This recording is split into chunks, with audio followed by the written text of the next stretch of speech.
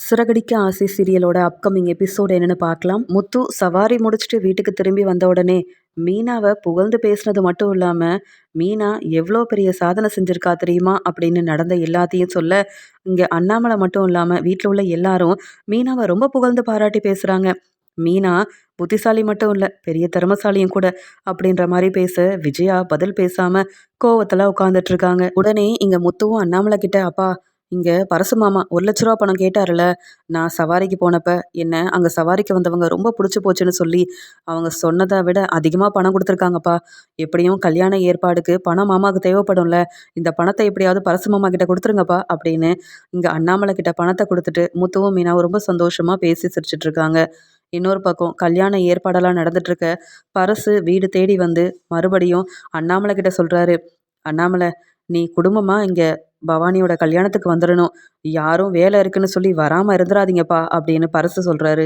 உடனே விஜயாவும், எனக்கு தான் தெரியுமே, ரோகிணி மேக்கப் பண்ண வரணும், இந்த மீனா டெக்கரேஷன் ஆர்டர் எடுத்திருக்கா, முத்து அங்க வரவங்க போறவங்க எல்லாரையும் கார்ல கூட்டிட்டு வரணும், கார்லயே கூட்டிட்டு போகணும், இதுக்காக தானே எங்க எல்லாரையும் எதிர்பார்க்குறீங்க அப்படின்னு கோவமா பேசுறாங்க விஜயா. நீங்க உங்க பொண்ணு கல்யாணத்தை இப்படிதானே செய்யணும்னு ஆசைப்படுறீங்க, வீட்டில் இருக்க யாரும் வேலைக்கு போகாம அங்க வந்து நிக்கணும் அப்படிதானே, எல்லாரும் வந்துடுறோம் அப்படின்னு சொல்றாங்க. இதை கேட்ட அண்ணாமலை, ஏன் விஜயா, யார்கிட்ட எப்படி பேசணும்னு கொஞ்சம் கூட உனக்கு எதுவும் தெரியாதா? மீனாவை தான் அவமானப்படுத்துவேனா, வீடு தேடி வந்த என் ஃப்ரெண்டு கிட்ட இப்படி பேசினேன்னா அவ்வளவுதான், பார்த்துக்கோ, பொறுமையா இரு, எப்படி பேசணும்னு தெரிஞ்சுக்கிட்டு பேசு, மாமியாரா இருந்தா மட்டும் போதாது, கொஞ்சமாவது பேசுறதெல்லாம் பக்குவம் வேணும், புரிஞ்சுக்கோ அப்படின்னு சொல்றாங்க. நான் எதுவும் பேசலைங்க அப்படின்னு சொல்லிட்டு விஜயா அங்கேருந்து போயிடுறாங்க. கண் கலங்கி நிற்கிறாரு பரசு. உடனே முத்து, மீனா, அண்ணாமலைன்னு எல்லாரும் பரசுக்கிட்ட, அம்மா இப்படி தானே உங்களுக்கே தெரியும்ல மாமா, கவலைப்படாதீங்க, எல்லாரும் கண்டிப்பாக வந்துடுவோம், நாங்கள் வராமலா அப்படின்னு முத்து சொல்லி சமாளித்து இங்கே பரசை சந்தோஷப்படுத்தி அங்கேருந்து அனுப்பி வைக்கிறாங்க. உடனே அண்ணாமலை, முத்து பாத்தியா அந்த விஜயாவை எப்படியெல்லாம் பேசுகிறான்னு, எனக்கு இந்த விஜயாவை பார்த்தாலே வர வர கோவம் வருது, போனா போதுன்னு பொறுமையா போனா இந்த விஜயாவை திருத்தவே முடியல அப்படின்ற மாதிரி பேசி திட்டிட்டு இருக்காரு அண்ணாமலை. மீனா எப்பயும் போல அங்க கிச்சன்ல வேலையெல்லாம் செஞ்சிட்டு இருக்காங்க. கல்யாண ஏற்பாடெல்லாம் செஞ்சுட்டு இருந்த பிரவுன்மணி பரசை பார்க்கறதுக்காக வீட்டுக்கு போறாரு. இங்க பரசை பார்த்து சொல்றாரு, சம்மந்தே நீங்க எதுக்கும் கவலைப்படாதீங்க, என் தங்கச்சி பையனோட கல்யாணம் நல்லபடியா நடக்கணும்னு எல்லா ஏற்பாடையும் நானே செஞ்சிருக்கேன், அது மட்டும் இல்லாம நீங்க எப்பயும் போல சந்தோஷமா இருக்கணும், இந்த கல்யாணம் நடந்தா மட்டும் போதும் சம்மந்தி அப்படின்னு சொல்ல, இங்க சாப்பாடு பரிமாறுறதுல இருந்து வரவங்கள இங்க உள்ள கூப்பிட்டு வர வரைக்கும் எல்லா வேலையும் நானே முன்னாடி நின்று செய்வேன், சொந்தக்காரங்க அக்கம் பக்கத்தில் உள்ளவங்க தெரிஞ்சவங்கன்னு எல்லாரையுமே இந்த கல்யாணத்துக்கு வர சொல்லியிருக்கேன், எனக்கு ரொம்ப நிறைவா இருக்கு சம்மந்தி அப்படின்னு பிரவுன் மணி பேசிட்டு இருக்காரு. உடனே பரசும், என் பொண்ணு இப்படி ஒரு பையனை விரும்பியிருக்கான்னு கேள்விப்பட்டப்ப இந்த கல்யாணம் நடக்கவே கூடாது அப்படின்னு நானும் ரொம்ப கஷ்டப்பட்டு அடம்பிடிச்சேன், ஆனால் மீனா முத்துவால இந்த கல்யாணம் இப்போ நல்லபடியாக நடக்கவும் போது, உங்களை மாதிரி ஒரு நல்ல குடும்பத்தில் என் பொண்ணு வாழ போகிறான்னு எனக்கும் ரொம்ப சந்தோஷமாக இருக்குது, நல்லபடியாக இந்த கல்யாணம் மட்டும் முடியணும் அப்படின்ற மாதிரி பேசிகிட்டு இருக்காங்க ரெண்டு பேருமே. கல்யாண ஏற்பாடெல்லாம் நடந்துட்டுருக்க, கல்யாணத்துக்காக அண்ணாமலை வீட்டில் உள்ள எல்லாருமே கிளம்பி போகிறாங்க. அங்கே ரோஹிணி சொல்கிறாங்க மனோஜ் கிட்ட, பாத்தியா இந்த மீனாவால் நான் என் வேலையெல்லாம் விட்டுட்டு பார்லருக்கும் போகாமல் இப்படி இங்கே வந்து மேக்கப் போட வந்திருக்கேன், அதுவும் நான் எப்பயும் வாங்குற பணத்தை விட ரொம்ப கம்மியான பணம் 12,000 ரூபா கொடுக்குறாங்க, இதே நான் பார்லருக்கு போனால் ஒரு நாளைக்கு எனக்கு எவ்வளோ வருமானம் வரும் தெரியுமா மனோஜ், ஏன் தான் இந்த முத்துவும் மீனாவும் இப்படி செய்கிறாங்களோ, எனக்கு இந்த கல்யாணத்துக்கு வரவும் பிடிக்கல, இவங்களுக்கு மேக்கப் போடவும் பிடிக்கல, ஆனால் முத்து தான் எல்லா ஏற்பாடையும் நான் பண்ணிக்கிறேன், நான் செய்கிறேன்னு சொல்லி இப்படி என்னையும் இங்கே வர வச்சுட்டாரு அப்படின்னு மனோஜ் கிட்ட சொல்லிட்டு இருக்காங்க. உடனே மனோஜும், நானும் அப்படிதானே ரோகிணி, எனக்கு என்ன பிடிச்சு போயா இங்கே வந்தேன், ஏதோ அப்பா கூப்பிட்டாரு, நான் வரலனா மறுபடியும் பெரிய பிரச்சனை வரும், அதனால தான் இங்கே என்னுடைய கடைக்கு கூட போகாமல் இங்கே வந்து இருக்கேன், என்னை நம்பி எத்தனை கஸ்டமர் தெரியுமா என் கடைக்கு வருவாங்க, நாங்கள் இல்லைன்னா யாரும் ஒழுங்காக வேலையே செய்ய மாட்டாங்க, என்ன செய்ய அப்படின்னு ரெண்டு பேரும் பேசிக்கிறாங்க. ஒரு பக்கம் இங்கே மீனா ரோஹிணியை கூட்டிகிட்டு போய் அங்கே பவானிக்கு மேக்கப் போட வைக்கிறாங்க. இன்னொரு பக்கம் மீனாவும் அவங்க கூட வேலை பார்க்குற அந்த அக்காங்க எல்லாரும் அங்கே வந்து அழகாக டெக்கரேஷன் ஆர்டர் எல்லாத்தையும் ரொம்ப நல்லா செஞ்சிட்ருக்காங்க. முத்துவும் பரசோட சொந்தக்காரங்க எல்லாரையுமே அந்த மண்டபத்துக்கு கூட்டிகிட்டு வந்துட்டுருக்காரு. இங்கே முத்து மீனாவோட டெக்கரேஷனை பார்த்து, மீனா ரொம்ப நல்லா இருக்கு மீனா, அது எப்படி தானே தெரியல, உனக்கு கிடைக்கிற ஒவ்வொரு டெக்கரேஷன் ஆர்டருக்கும் வேற வேற மாதிரி டெக்கரேஷன் ஆர்டரை செஞ்சு நீ நல்லபடியாக உன் திறமையை வந்து வெளிக்கொண்டு வந்திருக்க மீனா அப்படின்னு சொல்ல, அப்படிலாம் ஒன்றும் இல்லைங்க, எனக்கு இப்படியெல்லாம் செஞ்சா நல்லா இருக்கும்னு தோணுச்சு. அதுவும் நம்ம பரசு அ அ மாமாவோட வீட்டு ஃபங்ஷன். நாம இதெல்லாம் செய்ய வேண்டாமா? அதான் பவானி கிட்ட எப்படி என்ன ஏதுன்னு கேட்டு, பவானிக்கு புடிச்ச மாரியே இந்த டெக்கரேஷனோட செஞ்சிருக்கேன். நல்லா இருக்குல்ல? அப்படின்னு சொல்லி பேசிக்கிறாங்க. அங்க வேலை பார்க்குற அக்காவும் மீனா கிட்ட வந்து, "மீனா, உன் நல்ல மனசுக்கு தான் எவ்வளோ பெரிய பிரச்சனை வந்தாலும் எல்லாத்தையும் சமாளிச்சு, பணத்த வாங்குனது மட்டும் இல்லாம, எங்களுக்கும் நீ வேலை குடுத்துட்ருக்க. அதனால தான் உன் நல்ல மனசுக்கு ஏத்தாப்லயே இந்த டெக்கரேஷன் ஆர்டர் எல்லாமே ரொம்ப நல்லபடியா அமைஞ்சிருக்கு மீனா." அப்படின்னு மீனாவ கிட்ட எல்லாரும் பேசிட்டு இருக்காங்க. மீனாவும் ரொம்ப சந்தோஷப்படுறாங்க. அந்த சமயம் அங்க இருந்த பிரவுன் மணி வந்த எல்லாருக்கும் ஜூஸ் எல்லாம் கொண்டு வந்து குடுக்குறாரு. காஃபி எல்லாம் கொண்டு வந்து குடுக்குறாரு. யார் யாரெல்லாம் வந்திருக்காங்க அப்படின்றத பார்த்து ரொம்ப சந்தோஷத்துல இருக்காரு. என் தங்கச்சி பையனுக்கு கல்யாண ஏற்பாடு செஞ்சு, இப்ப கல்யாணமும் முடிய போகுது அப்படின்ற சந்தோஷத்துல இருக்காரு. அந்த சமயம் பரசு இங்க அண்ணாமலை வந்தத பார்த்து, "வா அண்ணாமலை, வா வா. நீ தான் முன்னாடி வரணும்னு நெனச்சேன். எல்லாரும் வந்துட்டீங்க. எனக்கு ரொம்ப சந்தோஷமா இருக்குன்னு" சொல்லி அண்ணாமலை கிட்ட பேசிட்டு இருக்க, அப்பதான் பரசு சொல்றாரு, "ஏன் அண்ணாமலை, மாப்பிள்ளையோட மாமாவ பார்க்கணும்னு நீயும் முத்துவும் ரொம்ப ஆசைப்பட்டீங்கல்ல, அவர் இங்க தான் எல்லா வேலையும் செஞ்சுட்ருக்காரு. நான் அவர கூட்டிட்டு வரேன் அண்ணாமலை" அப்படின்னு சொல்லிட்டு, பரசு பிரவுன் மணிய பார்க்கறதுக்காக போக, சமையல் செய்ற அந்த இடத்துல நின்னு எல்லா வேலையும் பிரவுன் மணி செஞ்சுட்ருக்காரு. உடனே அங்க வந்த பரசும், "என் ஃப்ரெண்டு வந்திருக்கான். அவன் உங்கள பார்க்கணும்னு ரொம்ப ஆசைப்படுறான். உங்கள பத்தி ரொம்ப நல்ல விதமா சொன்னேன்.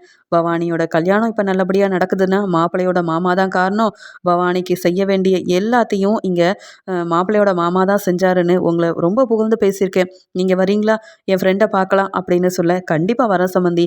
நீங்க கூப்பிட்டு நான் வராம இருப்பேனா?" அப்படின்னு அங்க வேலை பார்த்துட்டு இருக்கிறதெல்லாம் விட்டுட்டு, இங்க அண்ணாமலைய பார்க்கறதுக்காக பிரவுன் மணி வர, அந்த சமயம் ஒரு ஆள் வந்து, "உங்கள பார்க்க இன்னொருத்தவங்க வந்திருக்காங்க சார். நீங்க வாங்க" அப்படின்னு பிரவுன் மணிய கூட்டிட்டு போயிடுறாங்க. இப்படி ஒவ்வொரு முறையும் அண்ணாமலைய பார்க்கும்போதும், இங்க முத்துவ பார்க்கும்போதும், பிரவுன் மணிக்கு ஒரு வேலை வந்துருது. அதனால அவரால பார்க்கவும் முடியல. ஆனா முத்து ரொம்பவே ஆர்வமா இருக்காரு. அந்த மாப்பிள்ளையோட மாமா யாரு? அவர எப்படி பார்க்கறது? எங்க போனாலும் அவர பார்க்க முடியலயே! அப்படின்னு பரசுகிட்ட கேட்குறாரு. "என்ன மாமா இது? மாப்பிள்ளையோட மாமாவ பார்க்க முடியல. இப்ப அவரு எங்க தான் இருக்காரு?" அப்படின்னு கேட்க, "அவரு எல்லா இடத்துலயும் வேலை செஞ்சுட்டு இருக்காரு முத்து. அங்க சமையல் செய்ற இடத்துக்கு போ, அங்க இருப்பாரு" அப்படின்னு சொல்லிட்டு பரசு வேற வேலையா போயிடுறாரு. உடனே முத்து யோசிக்கிறாரு. ரொம்ப நல்ல ஆளா இருக்காரு. ஏன்னா, நம்ம பவானிக்கு கல்யாண ஏற்பாடு செஞ்சதுலருந்து அவ்ளோ செலவு பண்ணியிருக்காராம். பவானி கல்யாணம் முடிஞ்சு என்னென்ன வீட்டுக்கு தேவையான பொருளெல்லாம் வேணுமோ எல்லாத்தையும் வாங்கி குடுத்துருக்காராம். இந்த மாதிரி ஆளெல்லாம் இப்ப பார்க்கவே முடியாது. அவருக்கு ரொம்ப நல்ல மனசு. அது யாருன்னு கண்டிப்பா பார்த்தாகணும்னு சொல்லி, இங்க சமையல் செஞ்சுட்டு இருக்க இடத்துக்கு முத்து போறாரு. ஆனா அந்த சமயம் மேக்கப் பண்ண யாரோ வந்திருக்காங்க. அவங்களுக்கு ஜூஸ் கொண்டு போணும், காஃபி கொண்டு போணும் அப்படின்னு பேசிட்டு இருக்க, உடனே காஃபி எல்லாம் எடுத்துட்டு பிரவுன் மணி ரோகிணிய பார்க்கறதுக்காக அந்த ரூமுக்கு வராரு. அங்க ரோகிணி தான் மேக்கப் பண்ணிட்டு இருக்காங்கன்னு தெரியாத பிரவுன் மணியும் காஃபிய எடுத்துட்டு வர, அங்க பிரவுன் மணிய பார்த்த உடனே ரோகிணி, "நீங்களா?" அப்படின்னு சொல்லி திரு திருன்னு முழிக்கிறாங்க. உடனே இங்க பிரவுன் மணியும், "ஏம்மா ரோகிணி பாப்பா, நீ இங்க என்னம்மா செய்றன்னு?" கேட்க, "இல்ல, இந்த கல்யாண பொண்ணுக்கு மேக்கப் பண்ண என்ன தான் வர வச்சாங்க. நீங்க எதுக்கு இங்க வந்தீங்க?" அப்படின்னு கேட்கும்போது, "என்னம்மா பேசுற ரோகிணி பாப்பா? இது என் தங்கச்சி பையனோட கல்யாணம். நான் இங்க இருக்காம வேற யார் இருப்பா? நீ எதுக்கும்மா இங்க வந்த? நானே இன்னைக்கு தான் சந்தோஷமா இருக்கேன். அத ஒண்ணும் இல்லாம செய்ய இங்கேயும் நீ வந்துட்டியா? ஆமா, நீ மட்டும் தான் வந்திருக்கியா? வேற யாரும் வந்திருக்காங்களா?" அப்படின்னு பிரவுன் மணி கேட்க, அதுக்குடனே ரோகிணியும், "நீங்க இங்க வாங்க. இங்க பவானி முன்னாடி நின்னு பேசுனா அவ்வளவுதான். எல்லா உண்மையும் தெரிய வந்துரும். நீங்க இங்க வாங்க" அப்படின்னு பிரவுன் மணிய தனியா கூட்டிட்டு போய் ரோகிணி சொல்றாங்க. "இது உங்க தங்கச்சி பையன் கல்யாணமா? உண்மையாவே எனக்கு தெரியாது. இது இங்க என் மாமனாரோட ஃப்ரெண்டு அவங்க பொண்ணு கல்யாணம். அதுக்காக தான் நான் வந்தேன். நான் மட்டும் இங்க இல்ல. என் குடும்பத்துல உள்ள எல்லாரும் இருக்காங்க. அண்ணாமலை மாமா, மனோஜ், ஏன் முத்து மீனா கூட வந்திருக்காங்க. அவங்க முன்னாடி நீங்க வந்து உண்மையெல்லாம் சொல்லிட்டா அவ்வளவுதான். வசமா மாட்டிப்போம். இப்படி உங்க வீட்டு கல்யாணத்துக்கே நான் வருவேன்னு எதிர்பார்க்கவே இல்ல. என் வீட்ல உள்ள எல்லாரும் இருக்காங்க. அவங்க முன்னாடி மட்டும் வந்துராதீங்க. பேசாம இங்கேருந்து நீங்க கிளம்பி போயிடுறீங்களா?" அப்படின்னு கேட்குறாங்க இங்க வந்து ரோகிணி. உடனே பிரவுன் மணியும், "என்னம்மா பேசுற? நான் கிளம்பி போகணுமா? நீ வேணும்னா உன் வீட்ல உள்ளவங்கள கூட்டிட்டு இந்த கல்யாணத்துலேருந்து கிளம்பி போ. நான் தான் சொன்னேனே, என் தங்கச்சி பையனோட கல்யாணம். நான் தான் முன்னாடி நின்னு எல்லாத்தையும் செய்யணும்னு. இப்ப என்னம்மா இப்படி பேசிட்டு இருக்க? உனக்கு உதவி செஞ்சது பெரிய தப்புன்னு இப்பதாம்மா எனக்கு தோணுது. நீ இங்கேருந்து உன் வீட்ல உள்ளவங்கள கூட்டிட்டு போனா தான் நான் நிம்மதியா இந்த கல்யாணத்துல நிக்க முடியும். அதனால நீ மேக்கப் பண்ண வரைக்கும் போதும். முதல்ல இங்கேருந்து கிளம்பு ரோகிணி" அப்படின்னு சொல்றாரு. பிரவுன் மணி கிட்ட ரோகிணி கண் கலங்கிக்கிட்டு, "நான் இப்ப எல்லார்கிட்டயும் என்னன்னு சொல்லி அவங்கள கூட்டிட்டு போறது? நீங்க தான் எனக்காக மறுபடியும் உதவி செய்யணும்" அப்படின்னு கேட்க, உடனே பிரவுன் மணி, "முடியவே முடியாது.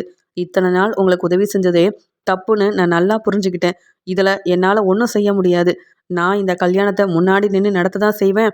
உன் மாமனாரோ இல்ல முத்துவோ மீனாவோ என்னை பார்த்துட்டாங்கன்னா உன்னை பத்தின உண்மையை நான் சொல்லிடுவேன்ப்பா. இதுக்கு மேல ரோகிணி பாப்பா, உனக்கு என்னால எந்த உதவியும் நடக்கவே நடக்காது. வேணும்னா இந்த ஜூஸை குடி. சீக்கிரமா உன் வீட்டில் உள்ளவங்களை இங்கேருந்து கூட்டிட்டு போ அப்படின்னு சொல்லிட்டு பிரவுன் மணி அங்கேருந்து கிளம்பிடுறாரு. ரோகிணிக்கு என்ன செய்யனே தெரியல. இதுக்காகவா இங்க வந்தேன்? நான் வராமயே இருந்திருக்கலாம். வீட்ல உள்ளவங்க எல்லாரும் சந்தோஷமா இந்த கல்யாணத்துக்கு வந்திருக்காங்க. எப்படி இவங்களெல்லாம் சமாளிக்க போறேன்னு தெரியல. இந்த பிரவுன் மணியும் என் பேச்ச கேட்க மாட்டேங்கிறாரே. பணம் தரேன்னு சொன்னா கூட வேண்டான்னு சொல்லி இந்த கல்யாணத்துல நான் தான் முன்னாடி நிப்பேன்னு சொல்றாரு. இன்னைக்கு வீட்ல உள்ள எல்லார்கிட்டயும் வசமா மாட்டிக்க போறேன். மனோஜுக்கு என்னை பத்தின உண்மையெல்லாம் தெரிஞ்சா விஜயா அத்தை அவ்வளவுதான். என்னை சும்மா விட மாட்டாங்களே. இப்படி இந்த கல்யாணத்துக்கு வந்து பிரவுன் மணியால வசமா மாட்டிக்க போறேனே அப்படின்னு ரோகிணி ரொம்பவே கண் கலங்கி நிக்கிறாங்க. அந்த சமயம் பவானி இங்க ரோகிணி கிட்ட சொல்றாங்க, அக்கா என்னாச்சுக்கா? ஏதாவது பிரச்சனையா? ஆமா, இப்ப வந்து பேசிட்டு போனாருல, அவர்தான் என் வீட்டுக்காரரோட மாமா. அவரை உங்களுக்கு முன்னாடியே தெரியுமான்னு ரோகிணி கிட்ட கேட்க, இல்ல நான் பார்த்துருக்கேன். என் கடையில தான் வந்து உன் கல்யாணத்துக்கு பொருளெல்லாம் வாங்கினாரு. அதான் தனியா கூப்பிட்டு போய் பேசின பவானி. வேற ஒன்றும் இல்லை. மற்றபடி இவர் யாருன்னு எனக்கு தெரியாது அப்படின்னு பவானி கிட்ட பொய் சொல்லி சமாளிக்கிறாங்க இங்க வந்து ரோகிணி. இங்க பவானி ரோகிணி கிட்ட ரொம்ப சந்தோஷமா பிரவுன் மணியை பத்தி புகழ்ந்து பாராட்டி பேசுறாங்க. இவர் தான் நான் விரும்பின பையனோட மாமா. இந்த கல்யாணம் நடக்க இவரும் காரணம்தான். அது மட்டும் இல்லாம கல்யாணத்துக்கு அப்புறமா எங்க வீட்டுக்கு என்னென்ன தேவைன்றத பார்த்து பார்த்து அவரே செலவு செஞ்சு எல்லா பொருளையும் வாங்கி கொடுத்துருக்காரு. அது மட்டும் இல்லாம இந்த கல்யாணத்துக்காக எங்க அப்பா வீணா எந்த செலவும் செய்யக்கூடாதுன்னு பண உதவி கூட செஞ்சிருக்காரு. இவர் ரொம்ப நல்லவர் அப்படின்னு பிரவுன் மணியை பத்தி பேச ரோகிணி நினைக்கிறாங்க. இன்னைக்கு பிரவுன் மணியால தான் நான் வசமா மாட்ட போறேன். எல்லாருக்கும் நல்லது செய்யற இந்த பிரவுன் மணி இன்னைக்கு என்ன வசமா மாட்டி விட்டுருவாரு போலயே. எப்படி நான் இந்த பிரச்சனையில இருந்து வெளியில வரப்போறேன்னு ஒன்றும் புரியலையே அப்படின்னு பவானி பேசிட்டு இருக்கும்போது தன்னை பத்தியே யோசிக்கிறாங்க ரோகிணி. இங்க முத்து அங்க இங்கன்னு தேடி இங்க மாப்பிள்ளையோட மாமாவை கண்டுபிடிக்கவே முடியலையே அப்படின்னு நினைச்சிட்டு அங்க இருந்த ஒரு ஆள்கிட்ட கேக்குறாங்க. ஆமா, மாப்பிள்ளையோட மாமா இப்ப எங்க இருக்காருன்னு கேட்க, அவரா தம்பி, அங்க சமையல் நடக்கிற இடத்துல தான் இருக்காரு. எல்லா பொறுப்பையும் அவரே ஏத்து செய்யறதுனால அவர் அங்கதான்ப்பா இருப்பாரு. நீ போய் பாரு அப்படின்னு சொல்ல, இங்க முத்துவும் அங்க சமையல் செய்யற இடத்துக்கு போக பிரவுன் மணி நின்றுட்டு இருக்காரு. பிரவுன் மணி அங்க வேலை செய்யறது மட்டும் இல்லாம மத்தவங்க கிட்டயும் சீக்கிரமா வேலை செய்யுங்க அப்படின்னு சொல்லி பேசிட்டு இருக்க, பிரவுன் மணியை பார்த்த முத்து அவர் யாருன்னு தெரியாம மலேசியா மாமா என்ன இங்க இருக்காரு, இவருக்கு இங்க என்ன வேலை அப்படின்னு பேரதிர்ச்சி அடைகிறாரு. அது மட்டும் இல்லாம அங்க இருந்த ஒரு ஆளை கூப்பிட்டு, ஆமா இவர் யாரு, எங்க இருந்து வந்திருக்காரு அப்படின்னு முத்து கேட்க, இவரா தம்பி, அதான் அந்த மாப்பிள்ளையோட மாமா. இவர் தான் பொறுப்பா இந்த கல்யாணத்தை நடத்தி வைக்கிறாரு. இவரு இங்க வந்திருக்கிறதுக்கு காரணம் தங்கச்சி பையனோட கல்யாணம். அதனால தான் எல்லாத்தையும் முன்னாடி நின்னு செய்றாரு அப்படின்னு முத்துக்கிட்ட சொல்ல, முத்துவால இதெல்லாம் ஏத்துக்கவே முடியல. அப்ப இத்தனை நாள் இந்த பார்லலம்மா இவர தானே தன்னுடைய மலேசியா மாமான்னு சொன்னாங்க. இவர் தானே நம்ம வீட்டுக்கு வந்தெல்லாம் நம்ம அப்பா அம்மா கிட்ட பேசினாரு. ஒண்ணும் புரியலையே. இதை இப்படியே விடக்கூடாது. நான் இவரை பார்த்தேன்னு சொன்னா யாரும் நம்ப மாட்டாங்க. அதனால அப்பா, மனோஜ்ன்னு எல்லாரையும் கூட்டிட்டு வந்து இவர் இங்க இருக்கிறதா காமிக்கணும் அப்படின்னு சொல்லிட்டு, உடனே முத்து அங்க அண்ணாமலை இருக்கிற இடத்துக்கு போறாரு. அங்க ரவின்னு எல்லாருமே இருக்காங்க. எல்லாரும் இங்க வாங்க. நான் உங்களுக்கு ஒரு முக்கியமான ஆளா காமிக்கணும் அப்படின்னு சொல்ல, உடனே அண்ணாமலையும் யாரப்பா பார்த்தேன்னு கேட்க, அப்பா மாப்பிள்ளையோட மாமாவை இத்தனை நாள் பார்க்கலன்னு சொன்னீங்கல்ல. இன்னைக்கு பாருங்கப்பா அது யாருன்னு பார்த்தா தான் உங்களுக்கு புரிய வரும். நான் எதுக்கு உங்கள கூட்டிட்டு போறேன்னு அப்படின்னு சொல்ல, ஒண்ணுமே புரியாம அங்க சமையல் செய்யற இடத்துக்கு எல்லாரும் வராங்க. முத்து காமிக்கிறாரு. அங்க பாருங்கப்பா மலேசியா மாமா நிக்கிறாரு. இவர் தான் மாப்பிள்ளையோட மாமாவாம்ப்பா அப்படின்னு சொல்ல, அங்க அண்ணாமலை, மனோஜ், ரவின்னு எல்லாருமே பேரதிர்ச்சி அடையறாங்க. உடனே அண்ணாமலையும், ஏன் மனோஜ், இவர் மலேசியா மாமா தானே? ரோகிணியோட மாமா தானே? இவர் எதுக்கு இங்க வந்தாரு அப்படின்னு கேட்க, எனக்கும் அதான்ப்பா ஒண்ணுமே புரியல. இவர் வருவாருன்னு ரோகிணி சொல்லவே இல்லையே. இவர் என்னப்பா இங்க சமையல் செய்யற இடத்துல நின்னு சமையல் செஞ்சுட்டு இருக்காரு. இவர் ஏதோ மலேசியால இருக்கிறதாலப்பா ரோகிணி சொல்லிட்டு இருந்தா. நேத்து கூட என் மாமா கிட்ட பேசினேன்னு சொன்னாலே. அப்புறம் இவர் எப்படி இங்க அப்படின்னு கேட்க, முத்து சொல்றாரு, இவர் மலேசியா மாமாவா இருந்தா தானே அங்க போறதுக்கு. இவரு இந்த மாப்பிள்ளையோட மாமா. இவரை பத்தி தான்ப்பா பரசு மாமா ரொம்ப புகழ்ந்து பாராட்டி பேசினாரு. அப்ப இந்த பார்லலம்மா தான் ஏதோ பொய் சொல்லி ஏமாத்திருக்காங்க. ஏன் மனோஜ், இதெல்லாம் உண்மையாவே உனக்கு தெரியாதா? ரோகிணி சொன்ன எல்லாத்தையும் நாங்க தான் நம்பினோம்னா, நீ கூடயே இருக்க. உனக்கு கூடவா இத பத்தி உண்மை தெரியாம இருந்தது அப்படின்னு கேட்க, அண்ணாமலைக்கு ரொம்பவே கோவம் வருது. என்ன முத்து சொல்ற? இதெல்லாம் உண்மையா அப்படின்னு கேட்க, அப்பா வேணும்னா நீங்க வந்து பேசி பாருங்கப்பா அப்படின்னு முத்து எல்லாரையும் கூட்டிட்டு போக, அங்க பிரவுன்மணி திரும்பி பார்க்க, முத்து வீட்ல உள்ள எல்லாரையும் பார்த்துட்டு பிரவுன்மணி பேரதிர்ச்சி அடைகிறாரு. முத்து நீயா அப்படின்னு கேட்க, ஆமா நான் தான். மலேசியால இருந்து நீங்க எப்ப வந்தீங்க? இங்க என்ன செய்றீங்க? ஆமா, இது என்னவோ உங்க தங்கச்சி பையன் கல்யாணமாமே. அதெல்லாம் உண்மைதானா? எல்லார்கிட்டயும் விசாரிச்சுட்டோம். இனியும் உண்மைய மறைக்காதீங்க.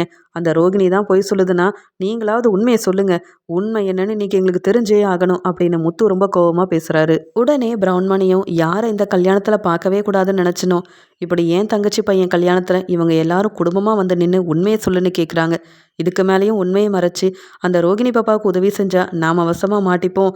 இவங்க தான் பரசு சம்மந்தியோட ஃப்ரெண்டு குடும்பமா இருப்பாங்களோ? என்ன ஏதுன்னு தெரியல. ஆனா, இப்படி இவங்க முன்னாடி தல குனிஞ்சு நிக்கிற மாரி இந்த ரோகிணி பாப்பா உண்மைய மறைச்சு என்ன வசமா மாட்டி விட்டுட்டாங்களே! இப்ப என்ன செய்யன்னு புரியல அப்படின்னு திரு திருன்னு முழிக்க, உடனே அண்ணாமலையும், "உண்மைய சொல்லுங்க. அதான் முத்து கேள்வி கேட்குறான்ல. நீங்க மலேசியாலேருந்து வந்தீங்களா? இல்ல இந்த மாப்பிள்ளையோட மாமாவா? என்ன ஏதுன்னு தெரியாம நீங்க இங்கேருந்து போகவே முடியாதுன்னு சொல்ல, என்ன மன்னிச்சிடுங்க. உங்கள இப்ப நான் சம்மந்தின்னு கூட கூப்பிட முடியாது. ஏன்னா, நான் சொன்னது எல்லாமே பொய். நான் மலேசியாவுக்கு போனதும் இல்ல. நான் ரோகிணி பாப்பாவோட மலேசியா மாமாவும் கிடையாது. அவங்க பணம் குடுத்தாங்க. நானும் அவங்க சொன்னதெல்லாம் சொல்லி உங்கள ஏமாத்துனேன். அவ்வளவுதான். மத்தபடி நான் உங்கள ஏமாத்தணும்னு நினைக்கல. ரோகிணி பாப்பாவுக்கு உதவி செய்ய தான் உங்க வீட்டுக்கு வந்தேன். நான் அப்படி சொல்லலைன்னா, ரோகிணி பாப்பாவ நீங்க வந்து பணக்கார வீட்டு பொண்ணு இல்லன்னு கண்டுபிடிச்சு வீட்ட விட்டு வெளியில அனுப்பிருவீங்க அப்படின்ற பயத்துல தான் ரோகிணி பாப்பா என்ன வர வச்சாங்க. நானும் அவங்களுக்கு உதவி செய்ய பொய் சொன்னேன். பணத்துக்கு ஆசைப்பட்டு இல்ல. ரோகிணி பாப்பாவுக்கு ஒரு நல்ல வாழ்க்கை அமைஞ்சிருக்கு. அந்த வாழ்க்கையில அவங்க சந்தோஷமா வாழணும்னு தான். மத்தபடி எனக்கும் இந்த ரோகிணி பாப்பாவுக்கும் எந்த சம்மந்தமும் இல்ல. நான் மலேசியாவுக்கு போனதும் இல்ல. ஏன் நான் மட்டும் இல்ல. ரோகிணி பாப்பா தனக்கு அப்பா இருக்காங்க. அவங்க மலேசியால பிசினஸ் செய்றாங்கன்னு சொன்னது எல்லாமே பொய் தான். இந்த உண்மை வெளியில தெரிஞ்சா ரோகிணி பாப்பாவுக்கு பிரச்சனையாகும்னு நெனச்சு தான் இத்தன நாள் இத நான் சொல்லாம இருந்தேன். ஆனா, என் தங்கச்சி பையனோட கல்யாணத்துக்கு இப்படி வந்து நிப்பீங்க. இதன் மூலமா நான் உண்மையெல்லாம் சொல்ல வேண்டிய நிலைமை எனக்கு வரும்னு நான் கொஞ்சம் கூட எதிர்பார்க்கல முத்து தம்பி. நான் செஞ்ச தப்புக்கு நான் மன்னிப்பு கேட்கிறேன். ஆனா, இந்த பிரச்சனைய பெருசாக்கி கல்யாணத்த நிப்பாட்டிறாதீங்க அப்படின்னு கண் கலங்கி அழுகுறாரு இங்க பிரவுன்மணி. உடனே மனோஜும், "என்னப்பா இவரு? என்ன சொல்றாரு?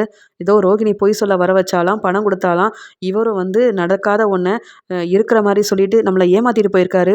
எங்க அந்த ரோகிணி?" அப்படின்னு கேட்க, அதுக்கு உடனே முத்துவும், "அந்த பார்லர்லம்மா அங்க மேக்கப் பண்ணிட்டு இருப்பாங்க. போய் கூட்டிட்டு வா. அவங்களும் பார்க்கட்டும்." அப்படின்னு சொல்ல, ரோகிணி பாப்பாக்கு நான் இங்க இருக்கிறது நல்லாவே தெரியும். என்னை இங்கேருந்து உடனே போக சொன்னதே ரோகிணி பாப்பா தான். இது என் தங்கச்சி பையனோட கல்யாணம். நான் இங்க இருக்க தான் செய்வேன். என்ன பிரச்சனை வந்தாலும் நான் உண்மைய சொல்லிருவேன்னு ரோகிணி பாப்பா கிட்ட இப்ப தான் பார்த்து பேசிட்டு வந்தேன். அதுக்குள்ள முத்து தம்பி உங்க எல்லாரையும் கூட்டிட்டு வந்து இப்படி நான் வசமா மாட்டிக்கிட்டேன் அப்படின்னு சொல்ல, இங்க மனோஜுக்கு அவ்ளோ கோவம் வருது. அங்க ரோகிணி ரூம்ல இருக்க மனோஜ் அங்க போயிட்டு, "ரோகிணி, நீ என்னலாம் பொய் சொல்லி ஏமாத்தியிருக்க பாத்தியா? இங்க வா. உன் மலேசியா மாமா வந்திருக்காரு. ஆனா, அவர் உண்மையாவே மலேசியா மாமா இல்லன்னு எங்க எல்லாருக்கும் தெரிய வந்துருச்சுன்னு" சொல்ல, திரு திருன்னு முழிக்கிறாங்க ரோகிணி. "என்ன மனோஜ் சொல்ற?" அப்படின்னு கேட்க, "நான் தான் உன்கிட்ட கேள்வி கேட்கணும். நீ என்ன கேள்வி கேட்குறியா? இங்க வா" அப்படின்னு சொல்லி கூட்டிட்டு போக, அங்க பிரவுன் மணி தலை குனிஞ்சு நிக்கிறாரு. உடனே ரோகிணி அவர பார்த்து அழ ஆரம்பிக்கிறாங்க. "வசமா மாட்டிக்கிட்டேன். இங்க முத்துவால எல்லா உண்மையும் தெரிய வந்துருச்சு போல. அதனால தான் மனோஜ் இவ்ளோ கோவமா என்ன கூட்டிட்டு வந்திருக்காருன்னு" சொல்ல, அண்ணாமலை கேட்குறாரு, "என்னம்மா இது? உன் அத்தைக்கு இதெல்லாம் தெரிஞ்சா எவ்வளோ பெரிய பிரச்சனையாகும். ஏம்மா நீ பணக்கார வீட்டு பொண்ணுன்னு நம்பி தானம்மா உன்னை தலையில தூக்கி வச்சு கொண்டாடிட்டு இருக்காங்க இந்த விஜயாவும் மனோஜும். இப்போ மனோஜுக்கு பாரு உன் மேலே எவ்வளோ கோவம் வருதுன்னு. ஏதோ உங்கள் அப்பாவோட சொத்தெல்லாம் கிடைக்க போகுதுன்ற ஆசையில விஜயா இருந்தா இப்போ அதை ஒன்றுமே இல்லைன்னு தெரிஞ்சா அவ்வளவுதான். அது மட்டும் இல்லம்மா, நீ பொய் சொல்லி குடும்பத்தையே ஏமாத்திருக்க. அதை என்னால் மறக்கவும் முடியாது, என்னைக்கும் மன்னிக்கவும் முடியாது. கல்யாணம் முடிஞ்சதுக்கு அப்புறமா இதை பற்றி பேசிக்கலாம். ஏன்னா இந்த ஒரு காரணத்தை வச்சுக்கிட்டு நான் பரசுக்கிட்ட இதை பற்றி சொல்ல, பரசு இருக்கிற கோவத்துல அப்புறம் கல்யாணத்த நிப்பாட்டிட்டா பவானியோட வாழ்க்கைக்கு தான் பிரச்சனையாகும். அதனால இப்ப நான் அமைதியா இருக்கேன். ஆனா ரோகிணி, நீ சொன்ன பொய்யுக்கும் குடும்பத்தை ஏமாத்துறதுக்கும் உன்னெல்லாம் சும்மா விட மாட்டேன். விஜயாவே ஒரு நல்ல முடிவா எடுக்கட்டும் அப்படின்னு அண்ணாமலை சொல்லிடுறாரு. உடனே முத்து, என்ன பார்லலம்மா தலை குனிஞ்சு அழுகுறீங்க? வசமா மாட்டிக்கிட்டீங்களா? இந்த கல்யாணத்துக்கு உங்க மலேசியா மாமா வருவாருன்னு நீங்க எதிர்பார்க்கல. நாங்களும் தான் எதிர்பார்க்கல. ஆனா இப்படி வருவாரு, உண்மையை சொல்லுவாருன்னு நானே நினைக்கல. பரசு மாமா வீட்டு கல்யாணத்துக்கு வந்தது வந்ததும் நல்லதா போச்சு. அதனால தானே உங்கள பத்தின உண்மை தெரிஞ்சிருக்கு. இன்னைக்கு அம்மா உண்மைய தெரிஞ்சுக்கிட்டு உங்கள வெளுத்து வாங்க போறாங்க. அப்ப தெரியும். எங்கள எவ்வளோ ஏளனமா பேசுனீங்க, அவமானப்படுத்துனீங்க, வீட்ட விட்டே வெளியில அனுப்பணும்னு நினைச்சீங்கல்ல? பதில் பேசாம நிக்கிறீங்களா பார்லலம்மா? பதில் சொல்லியே ஆகணும் அப்படின்னு சொல்லிட்டு முத்துவும் அங்கேருந்து கோவமா போயிடுறாரு. இங்க பரசு வீட்டு கல்யாணம் ரொம்ப நல்லபடியா நடக்குது. ஆனா அண்ணாமலை, முத்து, மனோஜ்னு யார் முகத்துலயும் கொஞ்சம் கூட சந்தோஷம் இல்ல. ஒரு பக்கம் ரோகிணி நின்னு அழுதுட்டு இருக்காங்க. இங்கே என் அம்மா பையனை பற்றின உண்மை யாருக்கும் தெரிஞ்சிடக்கூடாதுன்னு நினச்சேன். இந்த ப்ரௌன் மணியால் இப்படி உண்மை தெரிய வரும்னு எதிர்பார்க்கவே இல்லையே அப்படின்ற மாதிரி யோசிக்கிறாங்க. அங்கே கல்யாணம் நல்லபடியாக நடந்து முடிஞ்ச உடனே பரசு அண்ணாமலை கிட்ட சொல்கிறாரு. அண்ணாமலை வாப்பா, மாப்பிள்ளையோட மாமாவை காமிக்கிறேன்னு சொல்ல, பார்த்துட்டேன் பரசு, அவர் யாருன்றதும் தெரிய வந்துருச்சு அப்படின்னு சொல்ல, எப்பப்பா பார்த்த முத்து, நீயாவது வரியான்னு கேட்க, அது எல்லாம் தெரிஞ்சிருச்சு மாமா. அந்த ரோகிணி மலேசியா மாமான்னு ஒருத்தரை கூட்டிகிட்டு வந்தாங்கல்ல, அவர் தான் இங்கே பையனோட மாமா. ஆனால் ரோகிணி வசமாக மாட்டிக்கிட்டாங்க. அவங்க சொன்ன பொய்யை அந்த ப்ரௌன் மணி ஒத்துக்கிட்டாரு. அது மட்டும் இல்லாமல் இந்த கல்யாணத்தில் எங்களால் பிரச்சனை வரக்கூடாதுன்னு தான் அந்த மாப்பிள்ளையோட மாமாவை பற்றின உண்மையை நான் சொல்லாமல் இருந்தேன் அப்படின்னு நடந்த எல்லாத்தையுமே முத்து சொல்கிறாரு. பரசு பேரதிர்ச்சி அடைகிறாரு. இதை முன்னாடியே சொல்லியிருந்தா இப்படி ஏமாத்துறவங்க வீட்டில் பொண்ணு கொடுக்க மாட்டேன்னு கல்யாணத்தை நிப்பாட்டியிருப்பேனே அண்ணாமலை அப்படின்னு சொல்ல, அதுக்கு அண்ணாமலையும் இப்படி நீ எதுவும் செஞ்சிடக்கூடாதுன்னு தான் பரசு நான் அமைதியாக இருந்தேன். ஆனாலும் உனக்குன்னு உன் வீட்டுக்குன்னு அந்த ப்ரௌன் மணி நல்லது தான் செஞ்சுருக்காரு. என்ன எங்கள் குடும்பத்தை தான் அந்த ரோகிணியும் ப்ரௌன் மணியும் சேர்ந்து ஏமாற்றிருக்காங்க. அதனால் இனியாவது பவானி வாழ்க்கையில் நல்லதே நடக்கட்டும், எங்களால் எந்த பிரச்சனையும் வர வேண்டாம், உன் சம்மந்திக்கிட்டே இதை பற்றி நீ பேச வேண்டாம் பரசு அப்படின்னு சொல்லிடுறாரு அண்ணாமலை. ரொம்பவே கோவமாக அண்ணாமலை வீட்டுக்கு கிளம்பி வர, இங்கே விஜயாவும் என்னங்க கல்யாணம்லாம் நல்லபடியாக நடந்ததா அப்படின்னு கேட்க, எல்லாம் நல்லபடியாக நடந்தது. ஓ மருமக ரோகிணியை பற்றின உண்மை தெரியாமல் கல்யாணத்தை செஞ்சு வச்சல மனோஜுக்கு. மனோஜ் நீ ஏன் உண்மையை சொல்லுன்னு சொல்ல, மனோஜ் அழுதுகிட்டே, அம்மா அங்கே என்ன நடந்தது தெரியுமாம்மா, ரோகிணியோட மலேசியா மாமா வந்திருந்தாருமா அப்படின்னு சொல்ல, சம்மந்தி வந்திருந்தாரா, ரோகிணியா வர வச்சா அப்படின்னு கேட்க, இல்லைம்மா அந்த மாப்பிள்ளையோட மாமாவே அவர்தானா. சொல்லப்போனால் ரோகிணிக்கு அவர் மலேசியா மாமாவும் இல்லை, ஒன்றும் இல்லை, பொய் சொல்லி ஏமாத்திருக்காங்கம்மா, ரோகிணியவே கேளுங்கம்மா அப்படின்னு சொல்ல, என்னது ரோகிணி பொய் சொல்லி ஏமாத்திட்டாளா, என்ன சொல்கிற மனோஜி அப்படின்னு கேட்க, ரோகிணி ஒன்றும் பணக்கார வீட்டு பொண்ணும் இல்லை, மலேசியாவில் தன்னுடைய அப்பா இருந்தார், சொந்தக்காரங்க இருக்காங்க, எப்போ கேட்டாலும் மலேசியா மாமா பணம் கொடுப்பாருன்னு ரோகிணி சொல்லி ஏமாத்திருக்காமா. சொல்லப்போனால் ரோகிணி பணக்கார வீட்டு பொண்ணும் இல்லை, ரோகிணியால் எனக்கு எந்த ஒரு பயனும் இல்லைம்மா, இவளை கல்யாணம் பண்ணியிருக்கவே கூடாது, முதல்ல எனக்கு இருக்கிற கோவத்தில் ரோகிணியை வெளுத்து வாங்கி வீட்டை விட்டு வெளியில் அனுப்பணும் போல தோணுது அப்படின்னு சொல்ல, முத்து சொல்கிறாரு, பணத்துக்கு தானே ஆசைப்பட்டீங்க, அதான் இப்போ ஒன்றும் இல்லைன்னு ஆயிடுச்சு, உடனே ரோகிணி வேண்டான்னு முடிவெடுத்துருவியா, ரோகிணி பொய் சொன்னதுக்கு என்ன பதில்னு கேள்வி கேளு, ரோகிணி ஒன்றை மட்டுமா ஏமாத்தினா, குடும்பத்தையே ஏமாத்திருக்கா, ஏமா ரோகிணியை பற்றின உண்மை தெரியாமல் அவங்க குடும்பத்தில் யார் யார் இருக்காங்கன்னு கூட கேட்காம இந்த கல்யாணத்தை செஞ்சு வைக்கிறீங்களே, இதெல்லாம் சரியா தெரியலன்னு அப்பா சொன்னதுக்கு ரோகிணிக்கு சப்போர்ட் பண்ணி பேசுனீங்கல்ல, இந்த ரோகிணியை நம்பி மனோஜை ரோகிணி கல்யாணம் பண்ணுன்றதுக்காக அவங்க பார்லர் வைக்கணும், பார்லரோட ஓனராக இருக்கணும்னு வேற ஆசைப்பட்டு வீட்டில் உள்ள யாருக்கும் தெரியாமல் இவங்களுக்கு பண ஏற்பாடெல்லாம் செஞ்சு கொடுத்தீங்களே, நீங்கள் தாம்மா முதல்ல இவங்களால ஏமாந்துருக்கீங்க, என்ன ஏதுன்னு பார்லர் அம்மாக்கிட்ட நீங்களே கேள்வி கேளுங்கன்னு சொல்ல, இங்கே உடனே விஜயா ரோகிணியை பார்த்து, என்னது இது, எல்லாரும் என்னென்னவோ சொல்கிறாங்க, அமைதியாக அழுதுகிட்டே நிற்கிற, அப்போ மனோஜ் சொல்கிறது எல்லாமே உண்மை,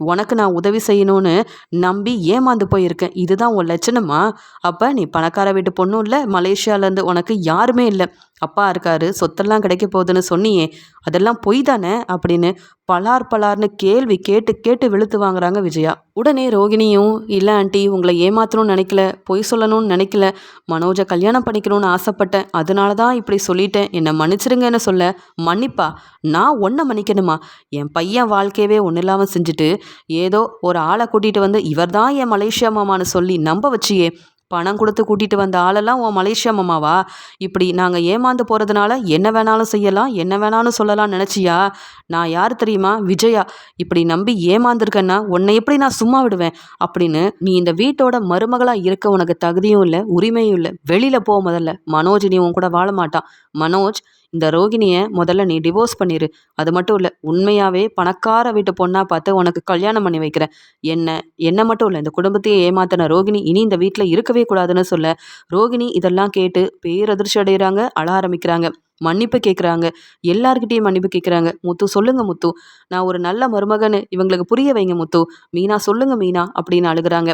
உடனே அண்ணாமலை இந்த விஜயா கூட சேர்ந்துக்கிட்டு மீனா முத்துவை என்னெல்லாம் பேச்சு பேசினேன், படிக்காதவங்க, வேலை செய்ய தெரியாது, சம்பாதிக்க தெரியாதவங்க, ஒரு ரூம் கூட கட்ட முடியலன்னு சொல்லி, ஆனால் அவங்க நேர்மையாக இருக்காங்க, நீ சொன்னது எல்லாமே போய், நீ என்ன விஜயாவை மட்டுமா ஏமாத்தின, குடும்பத்தையில ஏமாத்திருக்க, வேற உன்னை வெளியில் போக சொல்லாமல் வேற என்ன முடிவெடுக்கிறது, இது கூட நான் எதுவும் சொல்ல விரும்பல, ஏன்னா உன்னை இந்த வீட்டுக்கு மருமகளாக கூட்டிகிட்டு வந்தது விஜயா தானே, அவளே முடிவெடுக்கட்டும், ஏன் விஜயா ஏமாத்தினது ஓ மருமக என்ன செய்ய போறேன்னு சொல்ல, என்னங்க செய்யறது, இவன் இந்த வீட்ல இருக்கக்கூடாது, வெளியில போக சொல்லுங்க அப்படின்னு ரோகிணியை வெளுத்து வாங்கி வீட்டை விட்டு வெளியில போக சொல்றாங்க விஜயா. உடனே ரோகிணி அழுதுகிட்டே, மனோஜ் நீயாவது சொல்லு மனோஜ், என்னால தானே நீ இப்ப பெரிய கடையோட ஓனரா இருக்க, உனக்கு என்னால நிறைய நல்லது நடந்திருக்கு, அதெல்லாம் யோசிக்க மாட்டியா?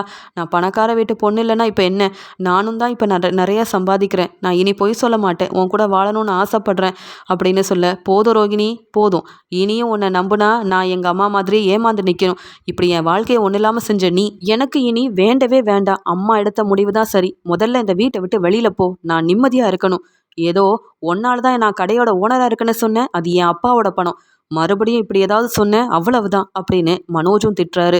மனோஜ் ரொம்ப கோவமா அழுதுகிட்டே தன்னுடைய ரூமுக்கு போயிடுறாரு. ரோகிணி வேற வழி இல்லாம அவமானப்பட்டு எல்லாருக்கும் உண்மை தெரிஞ்சிருச்சு, பொய் சொன்னாலும் நம்ப மாட்டாங்க, இனி இந்த விஷயத்துல சமாளிக்கவும் முடியாது அப்படின்னு தலை குனிஞ்சு வீட்டை விட்டு வெளியில வராங்க ரோகிணி.